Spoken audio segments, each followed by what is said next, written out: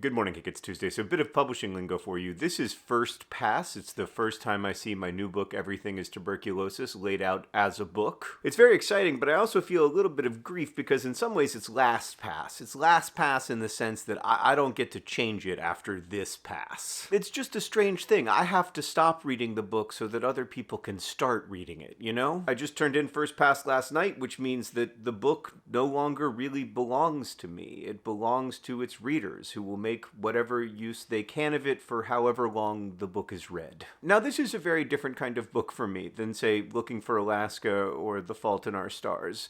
Nobody falls in love.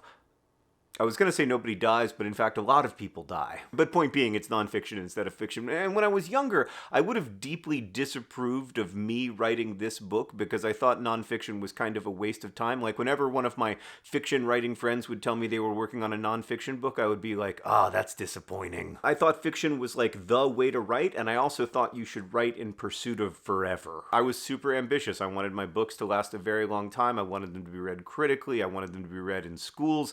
And in a lot of ways, that dream has come true. Like 20 years after its first publication, Looking for Alaska is still in print. Lots of my books are read in schools. But just to be clear to my younger self, they're not going to last forever or anywhere close to it because forever is an incorrect concept, at least on this side of the veil. And I would argue that's actually great news. Like someday The Fault in Our Stars will be read for the last time, but humanity will go on.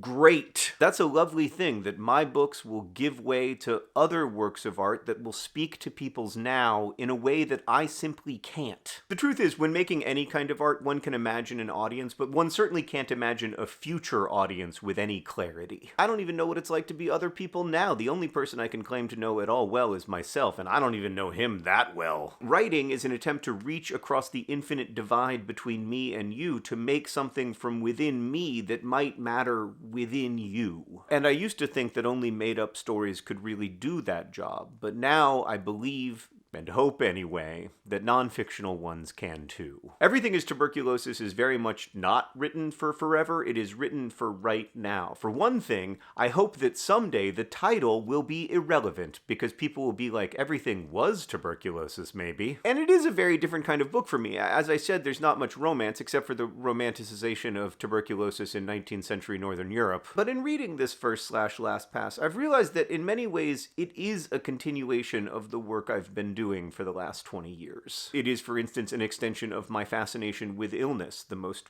underutilized of life's great universalities. I mean, I wrote about cancer in The Fault in Our Stars, and OCD and Turtles All the Way Down, and infectious plagues in the Anthropocene Reviewed. Now I'm writing about our deadliest contemporary plague, and one that I think speaks to another theme that I've found interesting over the years, which is the importance of how we imagine and misimagine each other. We essentialize each other. We understand our own lives to be complex and multitudinous, but then imagine other people's lives simplistically. In the case of TB, this has led to romanticization of the illness, but also to intense stigmatization of it. So I actually don't think it's different from my other books. I mean, like most of my books, it stars a smart teenager who loves poetry. In this case, Henry Ryder, a young man who lived with tuberculosis for most of his childhood. Also, like most of my books, it contains the word deadpanned precisely once. Reading it this last time has helped me to understand that even though I'm not writing fiction at the moment, I am still pursuing the same goal that started me out wanting to write. I am trying to understand and speak from my deepest self to the deepest self of someone else. Now, whether I succeed at that is not for me to decide, of course. Starting now, this book truly belongs to its readers, and it's not for me to determine whether or not it's successful or useful. It's time for me to let it go now, to say for the 7th time in 20 years,